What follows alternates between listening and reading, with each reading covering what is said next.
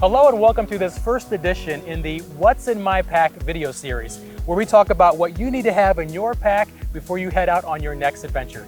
I'm Josiah Wade with the Ohio Department of Natural Resources, and joining us today is Brandy Gleason with Gleason Family Adventure. And she's going to talk to us a little bit about what you need to have in your pack before you head out on a day of hiking. But before we get into that, Brandy, you, your husband Matt, your kids, your grandkids have really made a name for yourself amongst outdoor enthusiasts in Ohio and beyond with all your travels and outdoor recreation.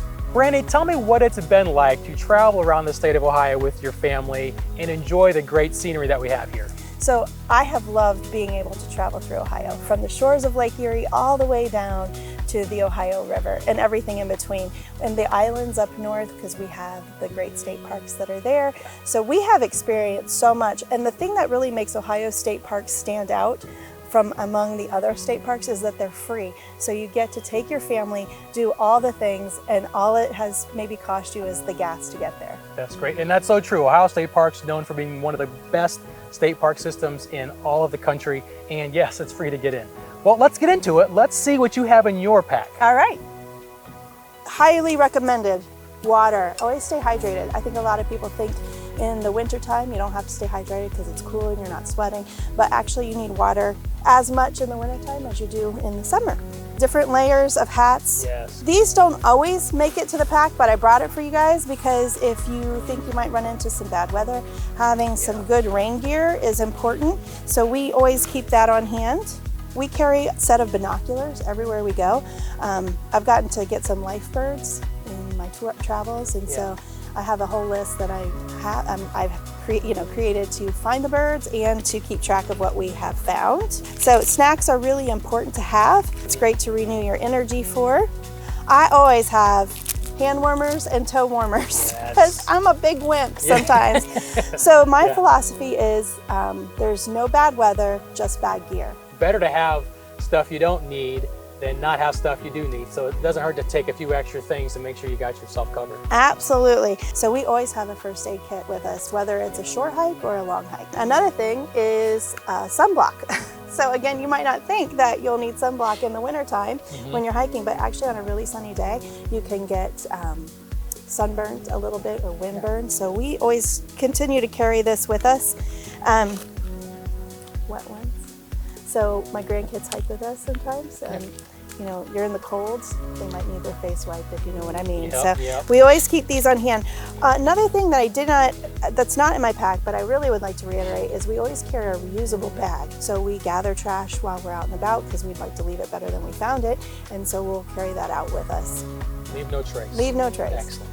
Okay, so we know what we need to pack with us before we head out, but what about what we wear from head to toe? I know it's kind of important what we're putting on our bodies before we head out for a hike. I put on lots of different layers, and then as I'm walking, I find that I start to get warm or I start to get sweaty. That's a good indication it's time to take off a layer and put it in your backpack. So I'll take something off because you don't want to get really hot and sweaty in the woods in the winter because you'll start to get cold, you could get hypothermia. So that's why we wear lots of layers. I start out with a big puffy vest or a shirt, maybe a coat if it's really cold out, flannel, and then I have like smart wool and under layers. I wear smart wool socks because those will keep your feet from getting blisters. They're really great. And then the hiking boots are something that you should definitely wear, whether short or long hikes. You want something sturdy on those hikes because of tree roots, rocks, different types of elements that you're going to be hiking on. Brandy, a day of hiking with kids is very different than a day of hiking just on your own. Oh yeah. What should people consider if they're going to bring the kids out for a hike? Well, my first rule of thumb is to pack my patience because everything changes with how they're feeling at the moment, what's going on. So my patience is the first thing to pack. Now, how about things in nature that we can use to keep the kids entertained for a hike? One of the things we like to do is we just try to pay attention to what's going on. And Juliet happened to see this beautiful tree here, and you can stop and pause at these and you can see where different woodpeckers have pecked at it. You can see bugs that have been eating at it. We like to stop and show them the things that they might see in nature and why they're important. they're entertaining, but they're also educational for the kids. Yeah, absolutely. We can pause and learn so much and teach the next generation on how to take care of our natural resources, because they're the next ones, the next caretakers of what we have. So that's why we like to bring now our grandkids out into the wilderness and into the woods. Learn more about what you should have in your pack at OhioDNR.gov. We'll see you next time for What's in My Pack.